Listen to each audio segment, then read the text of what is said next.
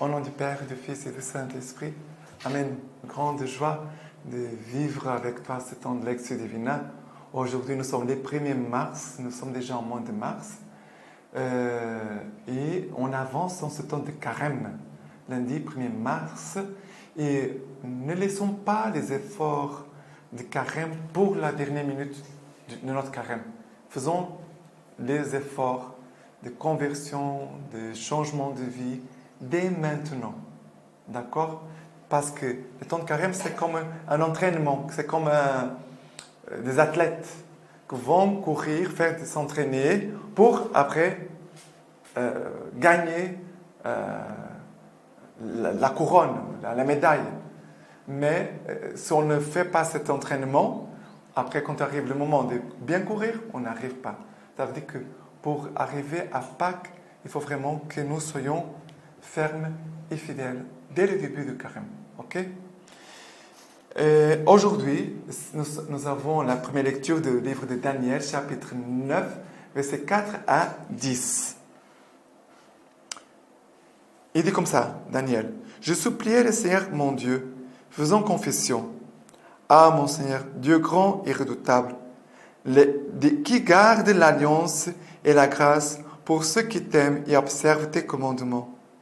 Nous avons péché, nous avons commis l'iniquité, nous avons fait le mal, nous avons trahi. Nous avons trahi et nous sommes détournés de tes commandements et décisions. Nous n'avons pas écouté tes serviteurs, les prophètes, qui parlaient en ton nom à nos rois, à nos princes, à nos pères, à tout le peuple du pays. À toi, Seigneur, la justice, à nous la honte au visage, comme en ce jour, à nous, gens de Juda, habitants de Jérusalem, tout Israël, proche et lointain, dans tous les pays où tu nous as chassés à cause des infidélités commises à ton égard.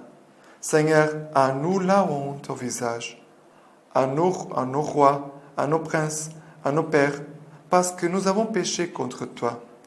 Ô Seigneur notre Dieu, les miséricordes et les pardons, car nous l'avons trahi et nous n'avons pas écouté la voix du Seigneur notre Dieu pour marcher selon les lois qu'il nous avait données par ses serviteurs, les prophètes. » Alors, regardez, on voit ici Daniel qui est en train de supplier le Seigneur. Il est en train de prier. Le temps de carême, c'est un temps pour prier davantage. Et c'est une prière, regardez, pas superficielle. Elle est une prière qui se concerne le plus intime de son cœur et aussi qui concerne la vie, qui concerne aussi l'histoire de son peuple. Il n'est pas en train de prier pour lui. Il va dire: « Ah, mon Seigneur, mon Dieu grand et redoutable, qui garde l'alliance et la grâce pour ceux qui t'aiment. » Ça veut dire que tu es le Dieu fidèle. Il est en train de dire: « Tu es le Dieu fidèle. » Et après, il va dire, voilà, il se tourne vers Dieu pour dire ce que Dieu est. Ça veut dire qu'il confesse ce que Dieu est, mais aussi il va confesser ce que lui et son peuple, ils ont fait. Il va dire: « Nous avons péché, nous avons commis l'iniquité, nous avons fait le mal, nous avons trahi et nous sommes détournés de tes commandements. » Nous avons trahi Dieu. Est-ce que nous avons conscience d'être des traîtres? Parce que parfois on parle des autres personnes. Ah, quelle personne m'a trahi parce que je lui avais fait confiance, après elle m'a fait ça, il m'a trahi. Mais est-ce que nous avons conscience que nous sommes des traîtres? Que nous trompons Dieu souvent, que nous commettons des trahisons envers Dieu? C'est important de dire: « Seigneur, je dois demander pardon. Parce que, à cause de mon péché, mon manque de foi, j'ai été trahi. Je t'ai laissé tomber, je t'ai laissé de côté, j'ai laissé Dieu de côté. » Et après, il va dire: « Car nous n'avons pas écouté tes serviteurs, les prophètes. » Ça veut dire, nous n'avons pas écouté ceux qui voulaient notre bien, ceux qui voulaient nous conduire vers toi. Nous avons été orgueilleux. Trahison, l'orgueil, le manque d'écoute, c'est l'orgueil. C'est l'abstination, c'est le durcissement, mais c'est l'orgueil. Et après, il va dire: « À nous, maintenant, la honte au visage. » Seigneur, à nous, la honte au visage. Mais ça, c'est...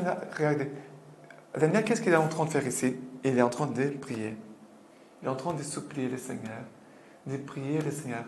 Il prie sur ses péchés et les péchés de son peuple. Et à partir de ses péchés, il fait monter sa prière vers Dieu. C'est de prier à partir de nos péchés. Voilà.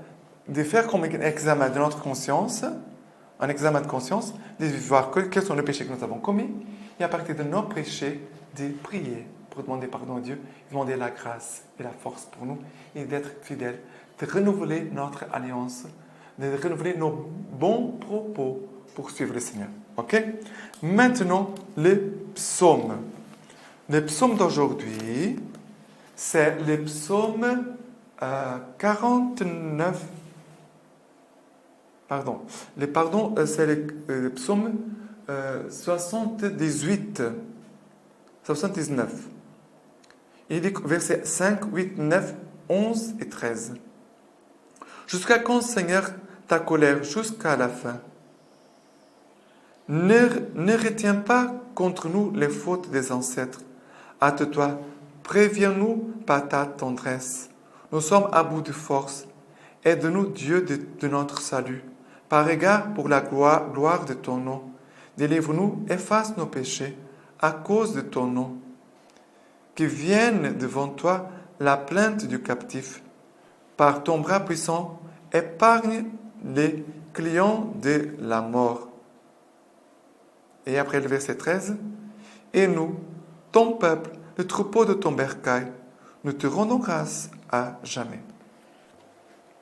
Ici, regarde, le Seigneur ne retient pas contre nous les fautes des ancêtres. Chacun est responsable pour soi. Ici, nous sommes dans l'Ancien Testament. Les psaumes, c'est le peuple de l'Ancien Testament. Ils disaient, mais la faute des parents tombe sur les enfants. Non, non, non. Chacun est responsable pour soi. Vivre ce temps de carême, c'est un temps de devenir plus responsable pour soi-même devant Dieu. Être responsable devant Dieu. Souvent, l'homme, il a la tête en l'air, ne réfléchit pas sur les choses, il veut se débrouiller, mais l'homme doit être responsable. Faire un chemin de conversion, c'est un chemin de responsabilité. Parce que j'ai commis des péchés, les péchés ont eu des conséquences sur des personnes, et je dois réparer mon mal, le mal que j'ai fait, je dois réparer mes péchés, je dois aller voir les gens pour demander pardon. Voilà, c'est très important ici, la responsabilité. Et après, il va dire, aide-nous, Dieu de notre salut. Bien sûr que Dieu vient toujours en notre aide. Le Seigneur veut nous aider, vraiment. Et après, il dit, et nous sommes ton peuple, ton troupeau, ton bercail. Ça veut dire, nous t'appartenons. Ma place, c'est dans les bras de Dieu.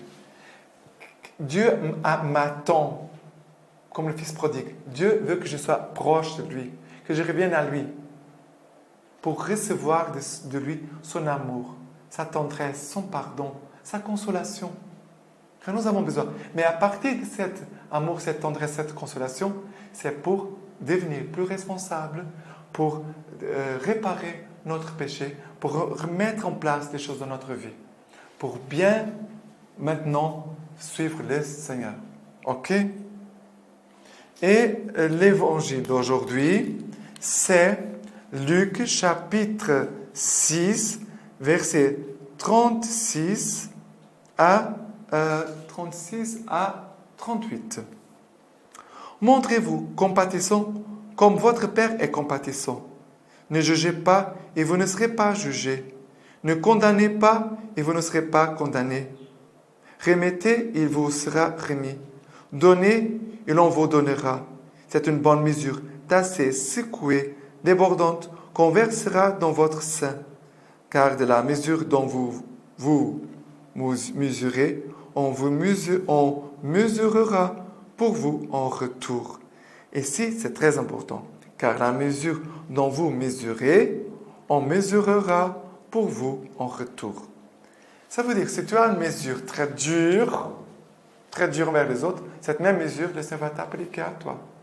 Mais ce n'est pas maintenant que je vais avoir une mesure en disant, alors, tout est bien, tout est permis, voilà, tout est bon, les gens sont en train de pécher, des choses horribles, sont en train d'offenser Dieu, alors je ne vais pas. Maintenant, je vais être très miséricordieux, je permets tout, parce que comme ça, Dieu va me permettre tout. Non, non, non. Ça, c'est la mesure, cette mesure, c'est une mesure devant Dieu. D'abord, on pourrait dire, mais comment Dieu me regarde, comment Dieu agit envers moi? Comment Dieu agit envers moi? Et la façon dont il agit envers moi, je vais aussi agir envers les autres. Ça veut dire, je suis déjà en train de recevoir la mesure par laquelle, en moi aussi, je serai jugé. Je reçois de Dieu, Seigneur, comment tu es envers moi? Dieu me pardonne, Dieu a la patience envers moi, Dieu m'écoute. Alors, je vais appliquer la même mesure. Mais, écoutez bien, on ne va pas maintenant permettre tout le mal autour de nous pour dire, comme j'ai permis, j'ai une bonne mesure. Comme ça, comme j'ai une bonne mesure pour les autres, alors moi aussi je peux faire la même chose. Non. Ça, c'est le libertinage. Ça, ce n'est pas la volonté de Dieu. Ça, ce n'est pas la sainteté de Dieu. Et Jésus va dire, montrez-vous compatissant comme votre Père est compatissant. C'est par là qu'on commence l'évangile aujourd'hui. Ne jugez et vous ne serez pas jugés. Ne condamnez et vous ne serez pas condamnés. Remettez et vous serez remis. C'est cela la mesure. Dieu est en train de nous donner la mesure. Voilà, d'être compatissant envers les autres, de ne pas juger les autres, de ne pas condamner les autres, de pardonner, ça veut dire les pardons des autres. C'est cela que le Seigneur est en train de nous dire. Ce n'est pas d'être permissif avec tout le mal. Non. Et le Seigneur dit, alors, on vous mettra dans votre sein une mesure débordante, tassée, secouée. C'est cela que le Seigneur est en train de nous donner. Ok? C'est très important, cet évangile, qui nous permet, ça veut dire, de pardonner tous les péchés aux autres. Pardonner. Mais l'autre ne m'a pas pardonné. C'est son problème à lui. Tu as pardonné. Tu as pardonné. Tout. Ne t'inquiète pas. Et si l'autre ne te pardonne pas, tu as demandé déjà pardon à Dieu. Déjà, dans ton cœur, tu as déjà demandé pardon à la personne. Même elle t'a refusé. Mais sois tranquille, sois dans la paix. Ok? Et maintenant, la lecture patristique de ce lundi, c'est le nouveau Moïse de Saint Jean Chrysostome. Le peuple juif a vu des miracles. Toi aussi, tu en verras de plus grands et de beaucoup plus éclatants que lorsque les Juifs sont sortis d'Égypte. Tu n'as pas vu Pharaon noyé avec ses troupes, mais tu as vu les diables engloutis avec ses armées. Le peuple juif a traversé la mer. Toi, tu as traversé la mort. Ils ont été délivrés des Égyptiens. Toi, tu as été affranchi des démons. Ils ont quitté un esclavage barbare. Toi, l'esclavage beaucoup plus pénible du péché. Veux-tu savoir, par d'autres raisons, comment c'est bien toi qui as été favorisé de plus grands bienfaits? Les Juifs n'ont pas pu alors regarder les visages de Moïse, resplendissant de gloire, lui qui pourtant n'était que leur compagnon de service et leur semblable. Mais toi, tu as vu le Christ dans sa gloire. Pour le peuple juif, après l'Égypte, ce fut le désert. Pour toi, après l'Exode, c'est le ciel. Ils avaient, eux, un guide et un chef excellent en la personne de Moïse. Nous avons, nous, un autre Moïse, Dieu lui-même, qui nous guide et nous commande. Alors Moïse a levé les mains vers le ciel et en fait descendre les pains des anges, la manne. Notre Moïse lève les mains vers le ciel et nous apporte la nourriture éternelle. Celui-là frappa la pierre et fit couler des fleuves d'eau. Celui-ci toucha la table, frappe la table spirituelle et fait jaillir les sources de l'esprit. Ça veut dire c'est l'autel. C'est pourquoi, comme une source, la table de l'autel est placée au milieu de l'église, afin que de toutes parts, les troupeaux des fidèles affluent à la source pour s'abreuver à ces flots qui nous sauvent. Puisque nous avons là une telle source, une telle vie, que la table regorge de mille bienfaits et que, de toutes parts, elle nous comble de ses dons spirituels. Approchons-nous avec un cœur sincère et une conscience pure pour obtenir grâce et miséricorde et recevoir du secours en temps voulu. Voilà, très belle cette lecture. Et maintenant, j'ai fini en te laissant la bénédiction par les mains toute pure de la Vierge Marie. Que les Dieu Tout-Puissant te bénisse et vous garde, le Père, le Fils et le Saint-Esprit.